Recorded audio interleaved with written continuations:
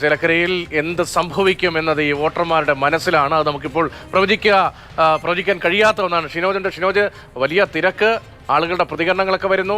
എത്രത്തോളം വലിയ രാഷ്ട്രീയ പോരാട്ടമാണ് അവിടെ നടക്കുന്നതെന്നൊക്കെ വ്യക്തമാകുന്നുണ്ട്. സ്ഥാനാർത്ഥിയുടെയും അവിടെ വോട്ട് ചെയ്യാനെത്തിയ സമ്മതിദായകരുടെയും ഒക്കെ പ്രതികരണങ്ങൾ, വാക്കുകൾ. ഇപ്പോൾ ഷിനോജ് നിൽക്കുന്ന സ്ഥലത്ത് ക്യൂവിന്റെ നീളം കൂടുകയാണോ കുറയുകയാണോ? രതീഷ്, ക്യൂവിൻ്റെ നീളം കൂടുകയാണ്. ഞാനിങ്ങനെ ഇവിടെ നിൽക്കുന്ന സമയത്ത് എണ്ണുകയായിരുന്നു.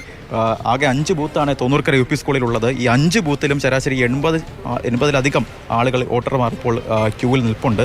നമ്മളിപ്പോൾ ഈ ചേലക്കരയുടെ ഗ്രാമീണ ഭംഗിയൊക്കെ നമ്മൾ ഈ ഉപതെരഞ്ഞെടുപ്പ് പ്രചാരണത്തിൽ നമ്മളിവിടെ എത്തിയ സമയം മുതൽ ഇങ്ങനെ പറഞ്ഞുകൊണ്ട് നിൽക്കുന്ന കാര്യമാണ്.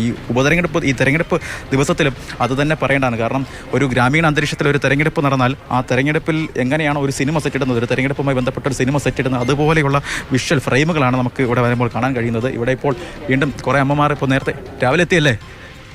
ഓട്ടിട്ടോ ഓട്ടിട്ട് ഞാർക്ക് വേണ്ടി കാത്തിരിക്കോ? കൂടെ മോൻ ഇട്ടോ? രാവിലെ എത്തി? ഇട്ടിട്ടില്ല, ഇടണമെന്ന് വിചാരിച്ചു വേഗം വന്നു. പക്ഷെ തിരക്ക് ഭയങ്കര മകൻ അവിടെ അറ്റത്ത് നിൽക്കുന്നുണ്ട്, തന്നെ നടക്കാൻ വയ്യ, വണ്ടിയിൽ വന്നേ. തിരക്കുണ്ടാവട്ടെ അല്ലേ? തിരക്ക് വേണം തീർച്ചയായിട്ടും. ഓട്ടിട്ടേ പോകത്തുള്ളൂ. തീർച്ചയായിട്ടും ഉച്ചയായാലും ശരി, ഇത് ഇട്ടിട്ടേ പോകും. രാവിലെ എത്തി തുടങ്ങി കാത്തിരിപ്പാ. ഭയങ്കര ആവേശമായി പോയില്ലേ നിങ്ങളുടെ നാട്ടിലൊക്കെ? ചേലക്കര ഞാൻ ചേലക്കരയും തൊണ്ണൂറുകരയും കൂടിയതാണ്.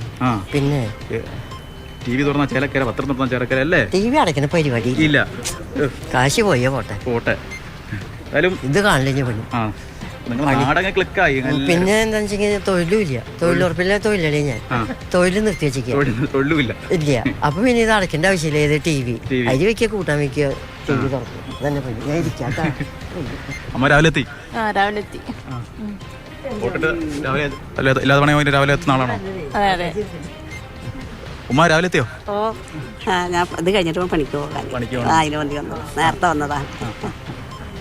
ശരി, രാവിലെ എത്തുന്ന ആളാ അമ്മ? രാവിലെ എത്തി. എന്തായാലും ഇത്തരത്തിൽ ഒരുപാട് ആളുകൾ, ഞാൻ നേരത്തെ പറഞ്ഞത് ഇതിപ്പോൾ 76-ാം നമ്പർ ബൂത്താണ്. അപ്പുറത്ത് നമുക്ക് കാണാൻ കഴിയുന്നത് 77-ാം നമ്പർ ബൂത്താണ്. അവിടെയും കാര്യമായ രീതിയിലുള്ള തിരക്കുണ്ട്. ശരാശരി ഒരു 80-ലധികം ആളുകൾ അവിടെയും ഇങ്ങനെ ക്യൂ നിൽപ്പുണ്ട്. നമ്മൾ രാവിലെ ദൃശ്യങ്ങൾ കണ്ടത് 75-ാം നമ്പർ ബൂത്തും അതുപോലെ തന്നെ 74-ഉം ഒക്കെയാണ്. അവിടെയും സമാനമായ രീതിയിലുള്ള വലിയ രീതിയിലുള്ള തിരക്ക് അനുഭവപ്പെടുന്നുണ്ട്. എന്തായാലും ഈ മുന്നണികളൊക്കെ തന്നെ അവകാശപ്പെട്ടതുപോലെ വലിയ രീതിയിലുള്ള ശ്രദ്ധ, ജനകീയ മാധ്യമങ്ങളുടെയൊക്കെ ശ്രദ്ധ ചേലക്കരയ്ക്ക് കിട്ടിയിട്ടുണ്ടായിരുന്നു. ആ രീതിയിൽ ഈ പോളിംഗ് ശതമാനം ഉയരാൻ തന്നെയാണ് നിലവിലെ സാഹചര്യത്തിൽ നമുക്ക് കാണാൻ കഴിയുന്നത്. ചേട്ടാ രാവിലെ എത്തി? രാവിലെ നേരത്തെ എത്തി.